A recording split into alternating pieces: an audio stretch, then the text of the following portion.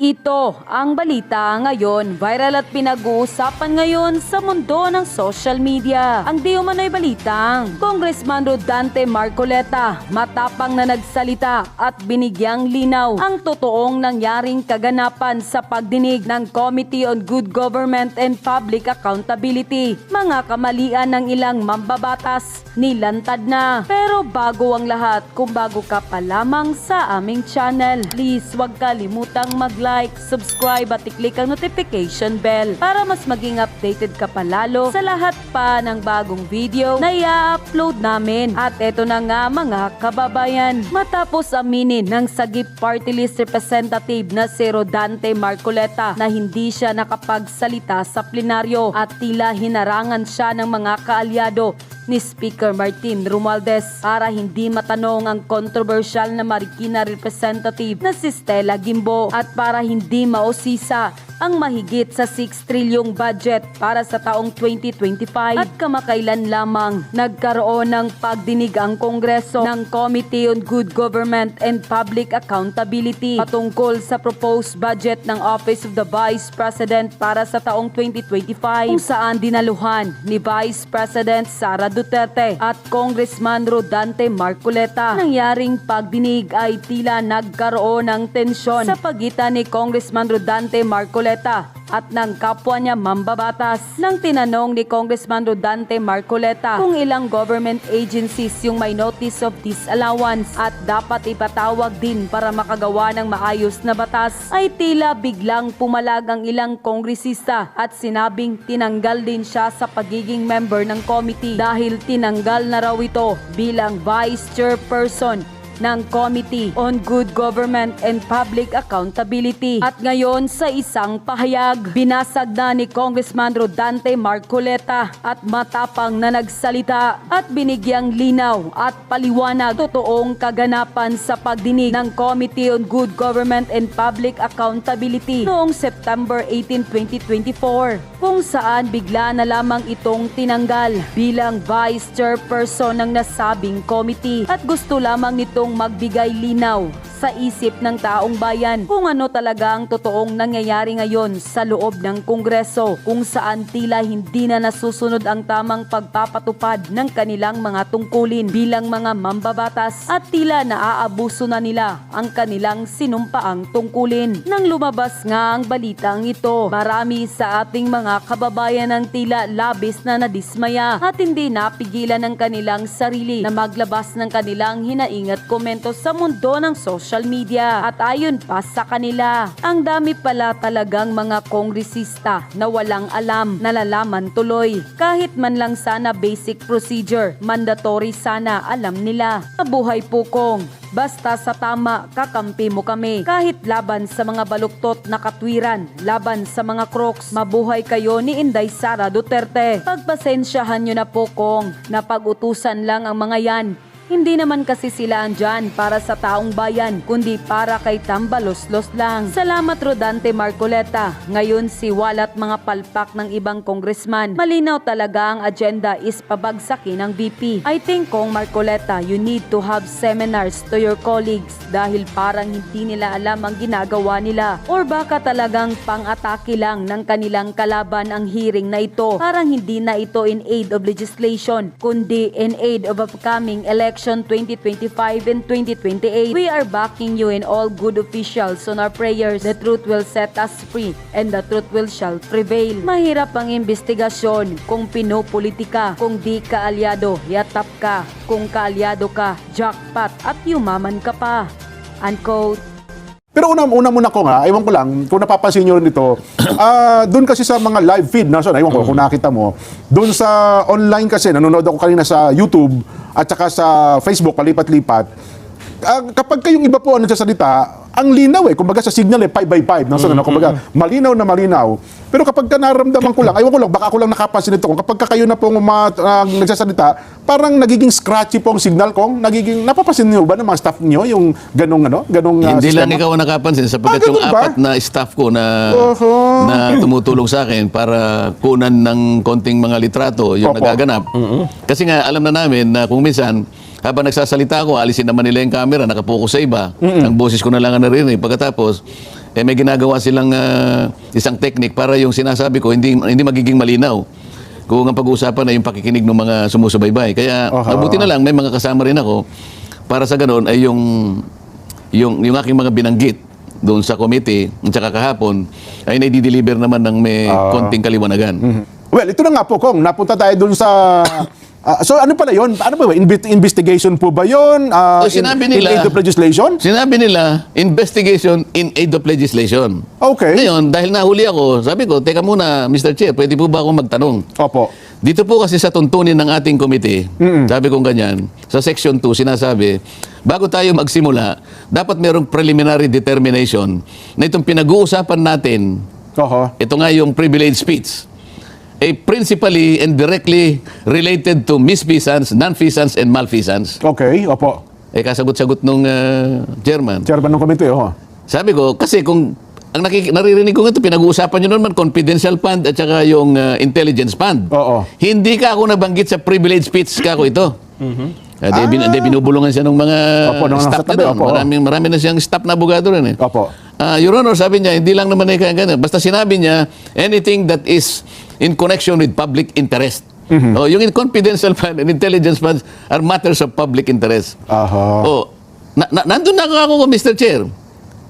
So, did you make a prior and preliminary determination na yung pag-uusapan natin na intelligence fund at saka confidential fund ay directly and principally Opo. related to malfeasance? Malfeasance, oh. Nasaan ka ko yung order mo? Oho. Nakalagay dito sa Section 4 at saka Section 5, gagawa ka ng order delimiting the investigation. Parang pre-trial order ito, kumbaga sa korte, sabi ko. Tama nga naman. Nasaan yung pinirmahan mong order? Kasi kanya wala ka rito. Basta't sinabi namin, merong jurisdiction. Hindi nga ganun na nakalagay, there should be a preliminary determination. Oho. Pagkatapos, i-set out mo, by means of an order, ano-ano yung parameters, bakit konektado sa malfeasance? Oho. Malfeasance ba, non-feasance o misfeasance? Kailangan mong yan. Kailangan mo ipaliwanag. Nako. May pumunta. Alam mo naman yung mga agawan na, may gumaganyan-ganyan na naman sa akin. Nakala mo naman nakakaintindi yung mga yun. Yung isa, alam mo naman yun, huwag na natin banggitin. Opo. Hindi ko, ako naman, niwala, mga kaibigan mo naman yung mga yan. Opo. Hindi, pero doon sa punto ko, ako nagingiti sa Sa bagay. kasamang palad, kaibigan ko nga. Ayun na nga po ko, mga kaibigan nyo, kaya huwag na natin banggitin, baka magdamdam pa, no?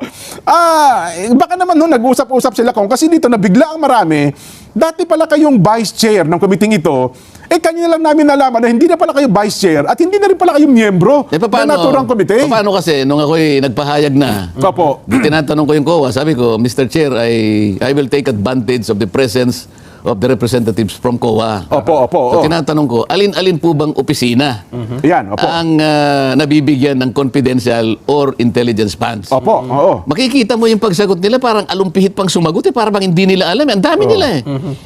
Ano po, LGU po? Sino nga sa LGU? Ayun. Hindi ba yung mga opisina ng mayor? Hindi naman po. Oo nga, alin-aling opisina ng mayor. Sa dami ng mayor natin dito sa bansang ito, at saka mga gobernador, GOCCs, Office of the President, yung kapulisan, even the armed forces of the and the intelligence agencies of this country are recipients of intelligence and confidential funds. Sino-sino? Bigyan mo ko ng ballpark figure. Pati ballpark figure. O sabihin mo na lang, marami, medyo marami, o maraming-marami. Hindi pa niya masabi yun eh. Wala siyang Because ano man ang sagutin niya doon, sasabi, marami pala eh, medyo marami pala eh. Opo. Ipatawag nating lahat, hindi lang ang opisina ng Vice President. Lahat para may confidential fund sa Kung intelligence ang fund. ginagawa natin, kung totoong gumagawa tayo ng panukalang batas, para mas magandang magawa natin, patawag mo yung marami. Pang lahat. Opo. Hindi itong in-isolate mo lang na isa. Yun ang punto ko eh. Opo. Because I will later move, sabi ko. Doon ako inano na, Ayun. you cannot do that because you are no longer a member. Hindi kayo pwede mag-motion. O, isipin mo. Oho. Gusto ko para wag lang umahahaba lang eh. Tsaka Opo. magkakasamaan lang ng loob eh. Gusto ko sana sabihin, paano niyo ako tinanggal? Sino po nagtanggal sa akin? Hindi niyo man lang ako kinausap. Oo nga. Di ba? Not even a modicum of respect was accorded to this representation in replacing me as vice chair of this committee.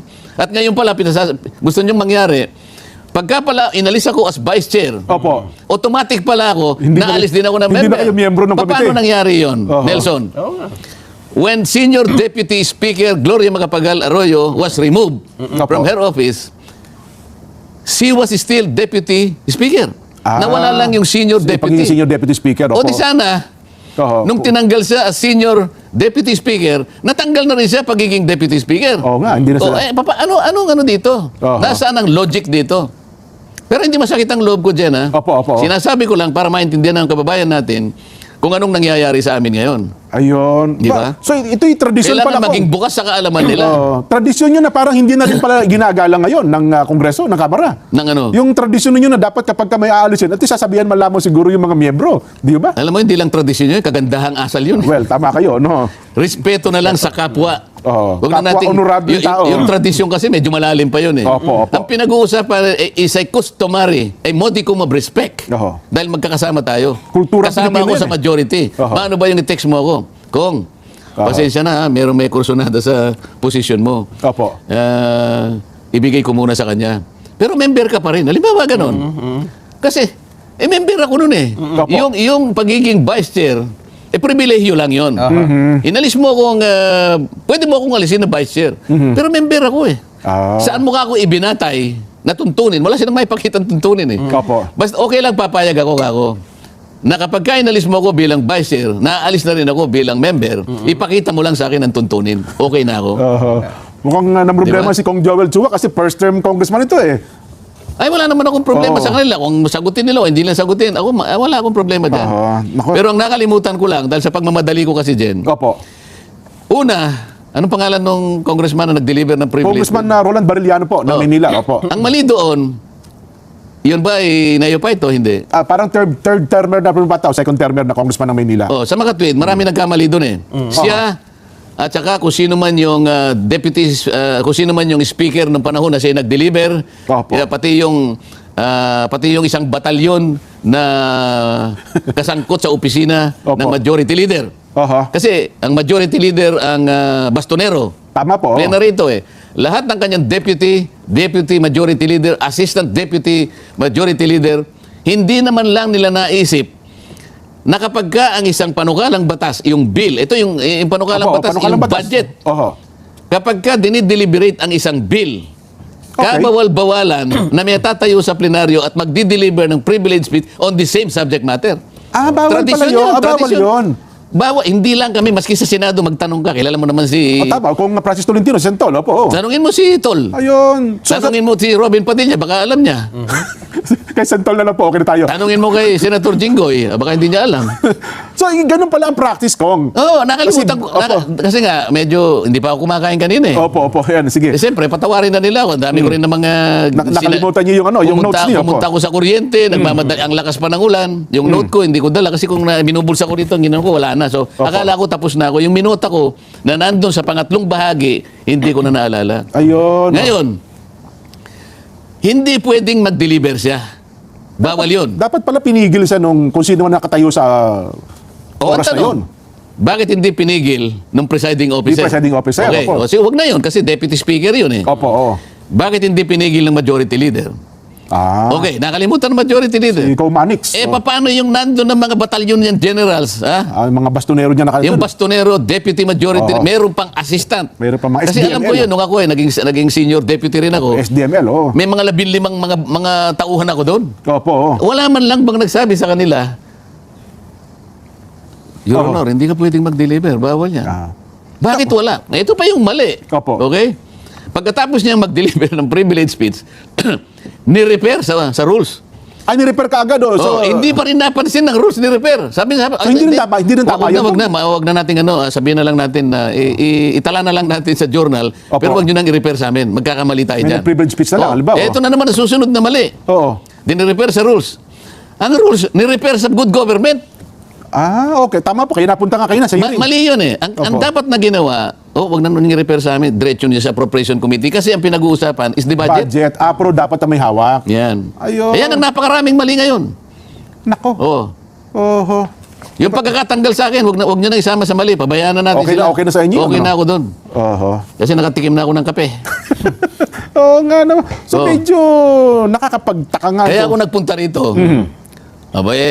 Dito, makakapagpaliwanag ako rito. Opo.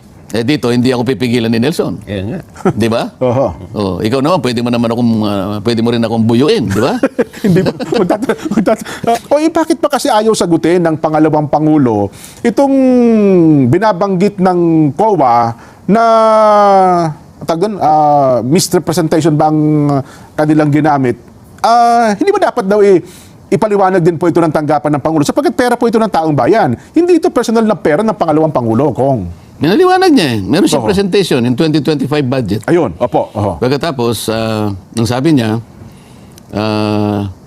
kasi meron siyang statement, may prepared statement, binasa Opo. niya, so recorded yun. Pinapaliwanag niya na makikipag-communicate po ako sa COA sapagkat subjected dito sa notice of disallowance. Opo. Totoo Notice naman of disallowance yun. pala, tama po. Notice pa lang, kasi meron siyang 6 months para sagutin yun. Pagkatapos, in relation to 2025, sabi niya, I will forgo my opportunity to defend the 2025 budget of the OBP by way of question and answer and instead leave it to the discretion of the House of Representatives to decide on such a proposal as presented. Oho. Eh sabi ko kanina, ayaw pa po ba niyo yung sagot na yun? Magalang naman yung sinabi. Nasaan yung offensive part doon? Kayo na pong bahala. Ang ibig niya sabihin doon, kung gusto po niyong lagyan ako ng zero budget, nasa inyo po yun eh. Oho. Oho. I am leaving it to the House of Representatives to decide. Ano yung problema nila doon? Sapagkat nasa inyo nga naman ang power of the Bakit purse. kailangan pa niyang ipaliwanag? Oho. Hindi ba? Ang sinasabi, ipaliwanag. Sasagot pa lang po ako sa COA eh. Kasi po katakot-takot na opisina ang meron ding intelligence funds at saka confidential funds. Ang nakikita ko po rito, hihiyain nyo lang ako eh. Ako lang po ang ginigit-git nyo ng ganito. Kamukha nito ngayon, nagtatalo tayo ngayon. Ba't Office of the President lang pinatawag nyo? Wala po Office of bang the Vice notice of President. disallowance sa mga OGCs? Napakarami.